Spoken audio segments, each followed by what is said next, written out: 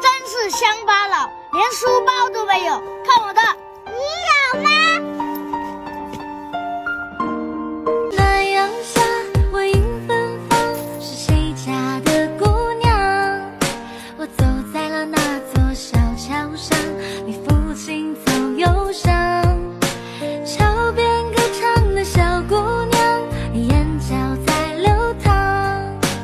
你说一个人在逞强，一个人念家乡。天天做，他们不会给你点亮爱心的，会有的，那也不会关注你。